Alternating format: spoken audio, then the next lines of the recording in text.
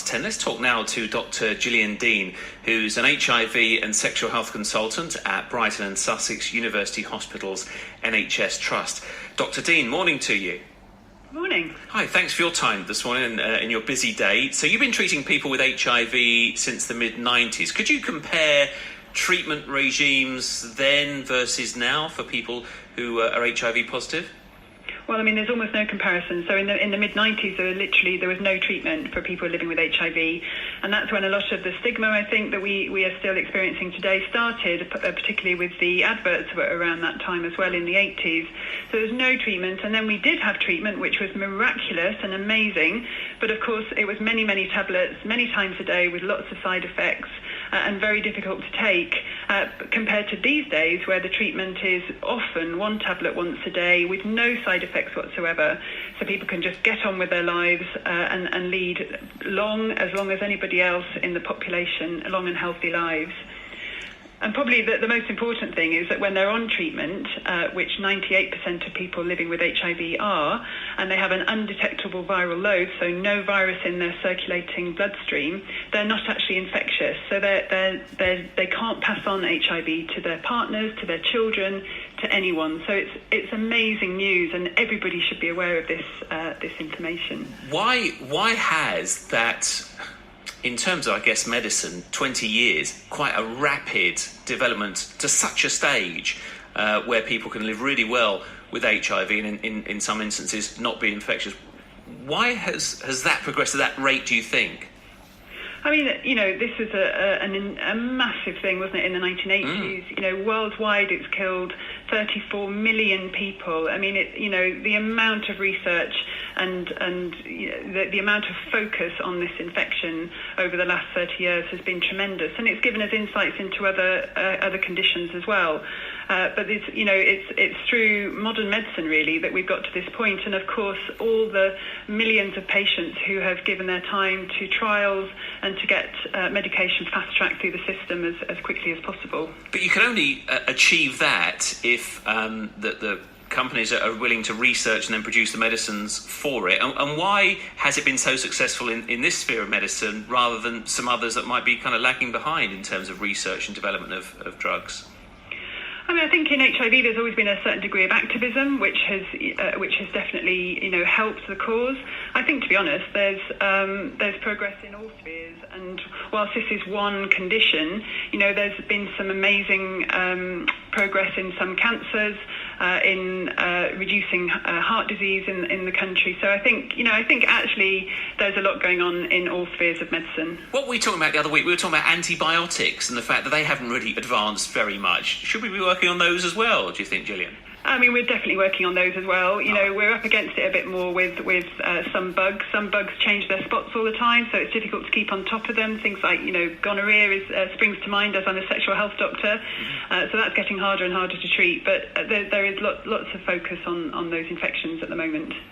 And that perhaps brings us round to prevention as well. Talk to me about PrEP, because that's something we've spoken about in the programme at the moment, and I'm not sure where we've got to with the availability of PrEP. So tell us what it is and whether that is something you can give to your patients now. Yeah, so this is really exciting. So this is pre-exposure prophylaxis. So this is a tablet that people can take once a day or when they need it to stop them from getting HIV. It's 100% effective.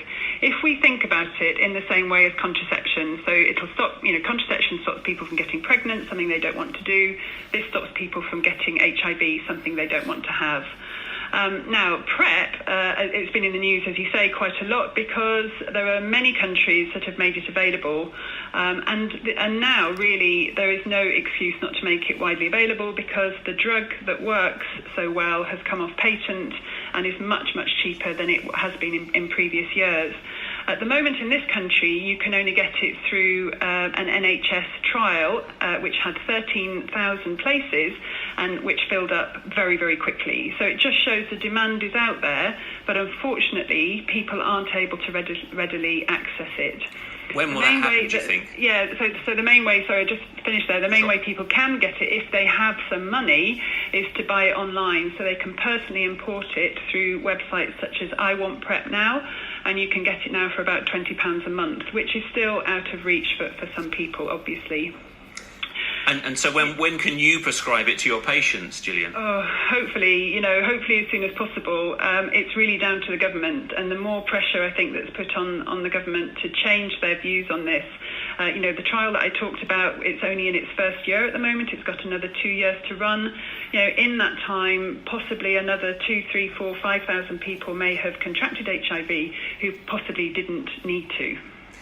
Okay, so do you think the government are being slow on this, or sceptical, or not wanting to fund it, or some moral reason why they don't want it to be prescribed?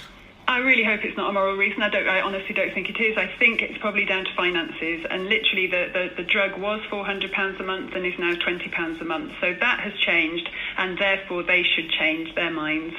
Okay, well, we'll watch that one. Is PrEP a replacement for contraceptives? Because that was one of the main barriers to protect yourself in the past. Is it a replacement for that?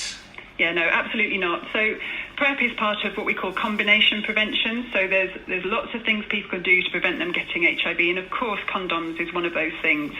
So PrEP doesn't stop you from getting all the other sexually transmitted infections. We'd always say to try and use condoms as well.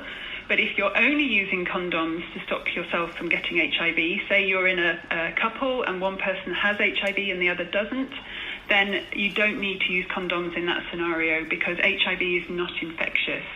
However, of course, if you have other partners, then we'd always recommend condoms and other forms of prevention.